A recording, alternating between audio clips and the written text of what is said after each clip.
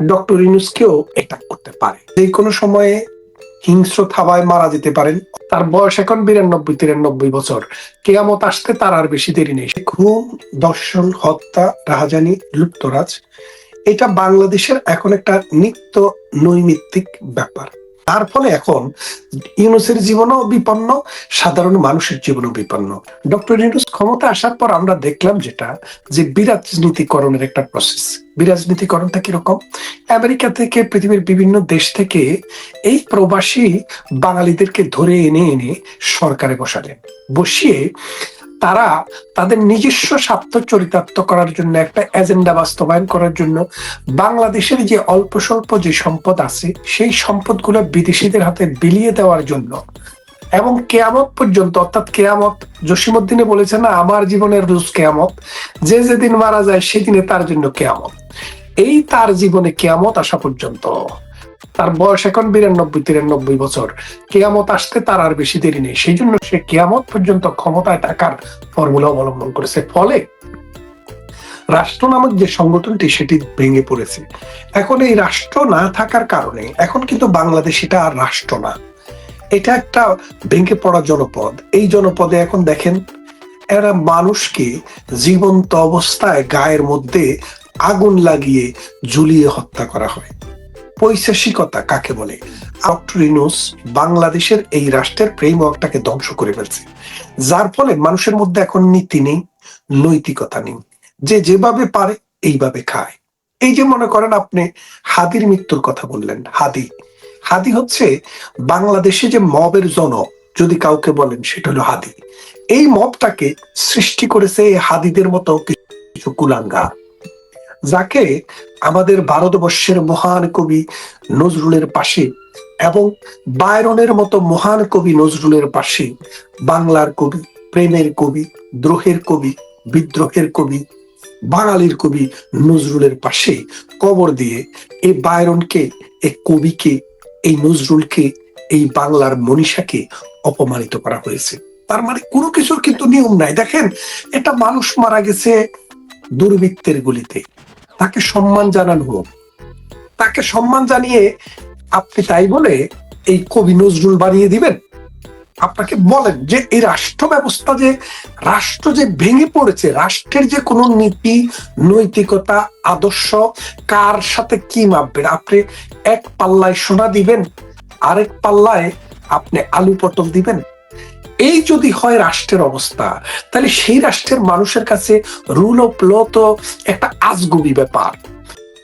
যদি দেখেন যে সমাজে, রাষ্ট্রে যখন রুল অফ লটা কলাপস করে, তখন কিন্তু আপনি কিন্তু নিজের জীবনেরও আর নিরাপত্তা পাবেন না। ডক্টর ইউনূস ক্ষমতা আসার পর 1971 সালে যে পরাজিত শক্তি, মৌলবাদী যে গোষ্ঠী, এই গোষ্ঠীকে আশকারা দিয়েছে। তার ক্ষমতার সোপান হিসেবে তিনি এই মৌলবাদীদেরকে ব্যবহার করেছে। দেখেন তারা কি করেছে, তারা বাউলদের উপর আক্রমণ করেছে। তারা মানুষকে জিন্দা, মানে মুর্দা মানুষকে কবর থেকে তুলে পুড়িয়ে দিয়েছে।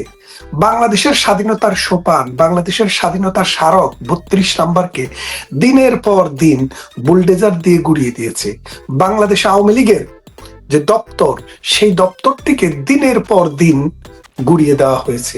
47 জন মন্ত্রীর বাড়িতে ঘোষণা দিয়ে একসাথে মব, রাষ্ট্রের সহযোগিতায়, রাষ্ট্রের কি বলে যে বুলডেজার নিয়ে বাড়ি ভেঙেছে। তো এখন রাষ্ট্র যখন সন্ত্রাসকে, চাঁদাবাজকে, দুর্নীতিকে স্পন্সর করবে, রাষ্ট্র যখন এইরকম নৈরাজ্যকে স্পন্সর করবে, তখন জনগণের কাছে মনে হবে এটাই তো স্বাভাবিক। একজনকে মায়েরা যদি আমি তার জায়গা দখল করতে পারি, তাকে হত্যা করে যদি তার ব্যবসা দখল করতে পারি। আপনি দেখেন গার্মেন্টস গুলা, প্রায় 200-র উপরে গার্মেন্টস বন্ধ। কেন বন্ধ? এই মবের কারণে বন্ধ। লক্ষ লক্ষ মানুষের পেটে ভাত নেই, খাবার নেই, অনাহার, অর্ধহারে দিন কাটাচ্ছে মানুষের।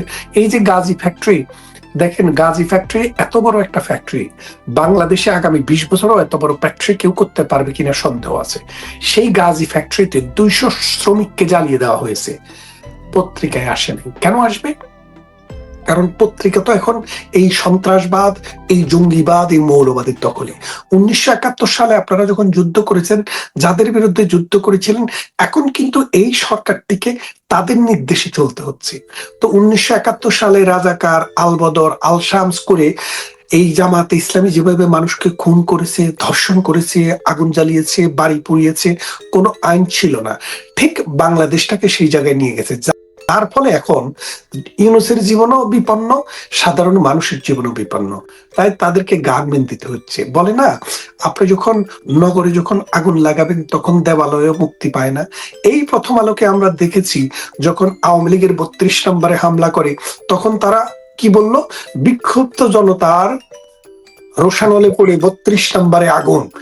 এখন যখন তার গায়ে আগুন লাগে তখন কি বলছে? বিক্ষুব্ধ জনতা বলছে আর বলছে না। কেন বলছে না? কারণ তারা বুঝতে পারেনি যে এই বিক্ষুব্ধ জনতা, আমি ওই গ্রামের এই হুজুর আছে না, হুজুররা মাঝে মাঝে সোটি বলে, এখন তো আর হুজুররা ওয়াজ করে না, সোটি বলে। সোটি বলে মানুষ একটু হাসে টাসে আর কি। ওয়াজ করার মতো জ্ঞান, বুদ্ধি, গরিমা, মানে সামাজিকতা, রাজনৈতিক দার্শনিকতা তো তাদের নেই। তারা শুধু মানুষকে কাতুকুতু দিয়ে হাসায়। তো এক হুজুরে বলতেছে, হাজবেন্ড মারা যাওয়ার পরে বউ খুব কান্নাকাটি করতেছে। তো কান্নাকাটি করতেছে, তাদের সন্তান আদি নাই।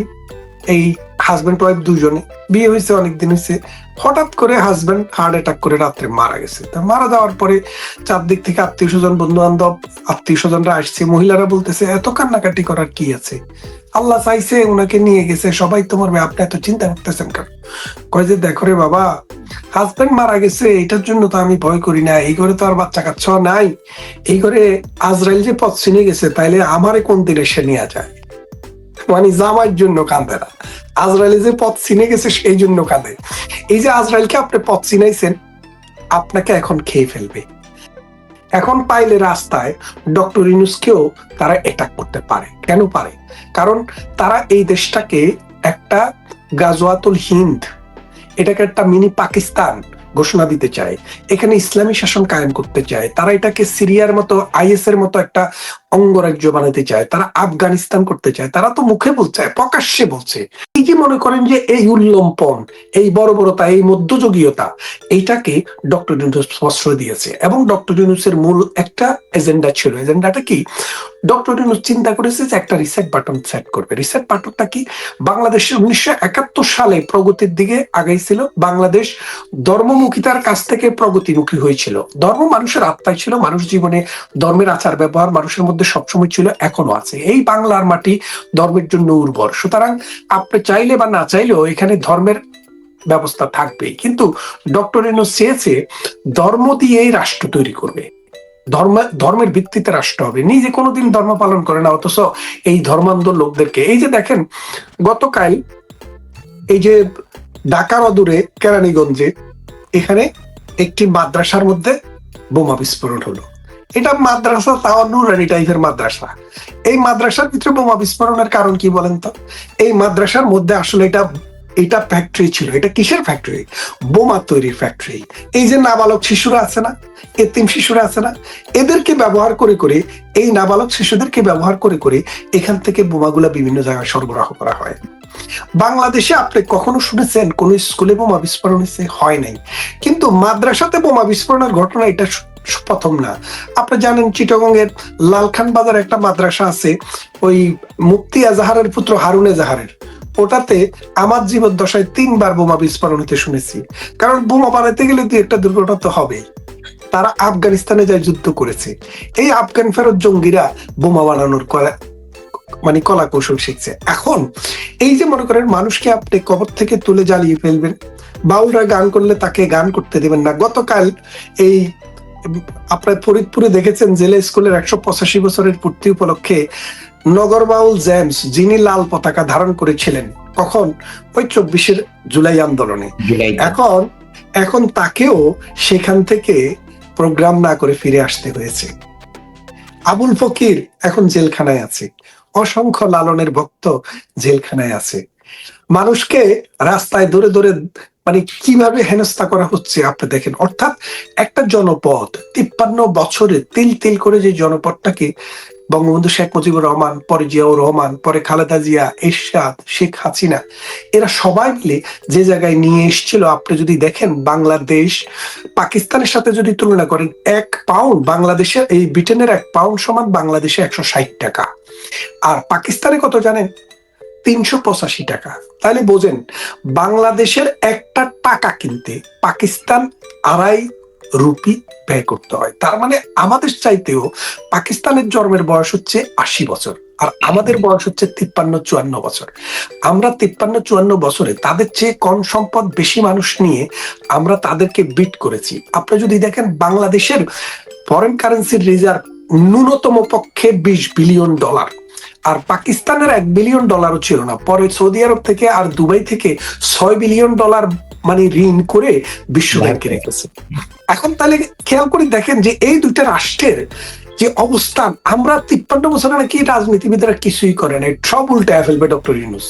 সুদ দিয়ে হাজার হাজার মানুষ আত্মহত্যা করে মারা গেছে গ্রামীণ ব্যাংকের সুদ পরিশোধ করতে না পারে। আপনি খেয়াল করে দেখেন ডক্টর ইউনূসকে শান্তিতে নোবেল দেওয়া হয়েছে। বলেন তো পৃথিবীতে কোথায় সে শান্তি কায়েম করছে? বাংলাদেশকে কোথায় সে ধনী বানাইছে? বাংলাদেশের মানুষের কাছ থেকে এই যে মনে করেন এটা চ্যারিটি স্ট্যাটাস, 29% সুদ, গ্রামীণ ব্যাংকের চাইতে বেশি সুদ পৃথিবীর আল্লাহর জমিনে আর কোথাও নাই। এখানে সুদ দিয়ে মানুষের কাছ থেকে টাকা দিয়ে সুদ আদায় করে, লাভ করে, আর কি চ্যারিটি স্ট্যাটাস নিয়ে সে ট্যাক্স দিবে না। যেদিন ক্ষমতায় আসলো সেদিনে 666 কোটি টাকা মাফ করে নিল, তার ভাইয়ের নামে আপনার বিশ্ববিদ্যালয় দিয়ে দিল, বাতিজাতার দিজারে তার মানে কি বলে যে তলবি বা যে উজিরি নাজির করলো। এই যে মনে করেন একটা পারভার্টেড পলিটিশিয়ান, নষ্ট একটা মানুষ আমাদের মাথার উপরে চাপিয়ে দিল। শেষ পর্যন্ত ক্ষমতা রক্ষার জন্য যে মৌলবাদকে 1971 সালের মহান মুক্তিযুদ্ধে আপনারা আমরা পরাজিত করেছি, তাদেরকে এখন তার পাশে বসিয়ে তাদের প্রেসক্রিপশনে হাইকোর্টে জাজ নিয়োগ দেয়, সুপ্রিম কোর্টে জাজ নিয়োগ দেয়, কে ডিসি হবে কে ওসি হবে তারা নির্ধারণ করে। 1971 সালে মহান মুক্তি সংগ্রামের মাধ্যমে আমরা একটি স্বাধীন জাতি, একটি স্বাধীন দেশ, একটি মানচিত্র পেয়েছি, একটি পতাকা পেয়েছি। তারপরে 1971 সালে 30 লক্ষ শহীদের রক্তের উপরে দাঁড়িয়ে, 2.5 লক্ষ মা-বোনের ইজ্জতের উপরে দাঁড়িয়ে 1 কোটি মানুষ দেশান্তরিত হয়েছিলেন। সেই 1 কোটি দেশান্তরিত মানুষের আহাজারির উপরে দাঁড়িয়ে লক্ষ লক্ষ ঘরবাড়ি ছারখার হয়ে গিয়েছে, সেই ছারখার হয়ে যাওয়া ভিটামাটির উপরে দাঁড়িয়ে আমরা শপথ নিয়েছিলাম আমরা 72 সালে একটি স্বাধীন বাংলাদেশের একটি সংবিধান করেছিলাম, যেই সংবিধানটিতে গণতন্ত্র, সমাজতন্ত্র, জাতীয়তাবাদ এবং অসাম্প্রদায়িক চেতনা, ধর্মনিরপেক্ষতাকে সম্বল করে আমরা সামনের দিকে রওনা দিয়েছিলাম। আমরা এগুতে এগুতে 53 বছরে হিমালয় পর্বতের কাছাকাছি চলে গিয়েছিলাম, কিন্তু আমাদেরকে সেখান থেকে টুপ করে ফেলে দিয়েছে। কারা ফেলে দিয়েছে? যেই শক্তির বিরুদ্ধে 1971 সালে আপনি সংগ্রাম করেছেন, সেই শক্তি তাদের প্রতিবি হয়ে এসছেন কে? ডক্টর ইউনূস। এখন আপনাকে একটা জিনিস বলি, গ্রিক মিথোলজি তো শুনেছেন। গ্রিক মিথোলজিতে একটা দৈত্যের কথা আছে। সে দৈত্য এই আল্পস পর্বতের চূড়ায় একবার তাদের যে দেবী আছে, সে দেবীর সাথে বেয়াদবি করেছে। তো বেয়াদবি করার পর দেবী তাকে একটা অভিশাপ দেয়। অভিশাপটা কি?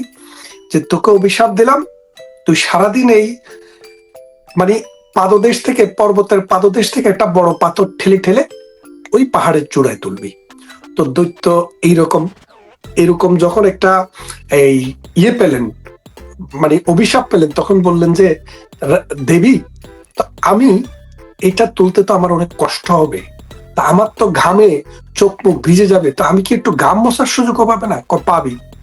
পর্বতটা যখন পাহাড়ের চূড়ার কাছে যাবি তখন তুই একটু ঘাম মুছতে পারবি। তো সে পর্বতটা উপরের দিকে এই পাথরটাকে ঠেলে ঠেলে ঠেলে ঠেলে একদম চূড়ায় তুলে যখন ঘামে তার চোখ মুখ ভিজে যায়, তখন সে এই 2 হাত দিয়ে এইভাবে ঘাম মুছতে যায়, তখন পাথরটা পট করে আবার নিচে পড়ে যায়। তো সে আবার ঠেলে ঠেলে পাথর চূড়ায় তোলে, আবার সে ঘাম মুছতে যায়, আবার পাথরটা পড়ে যায়। আমরা এই বাঙালিরা, আপনি যদি 3000 বছরের ইতিহাসের দিকে তাকিয়ে দেখেন, এই বাঙালি একটা স্বতন্ত্র জাতি। তাদের ভাষা আছে, সংস্কৃতি আছে, তাদের ইতিহাস আছে, সাহিত্য আছে। এরা সিন্ধু সভ্যতার মানুষ ছিল। পৃথিবীর মানুষ যখন ল্যাংটা চলে, পৃথিবীর মানুষ যখন কাপড়ের ব্যবহার শিখে নেয়, তারও আগে এই ভারতবর্ষের এই বাংলার মানুষ কিন্তু কাপড়ের ব্যবহার শিখেছে।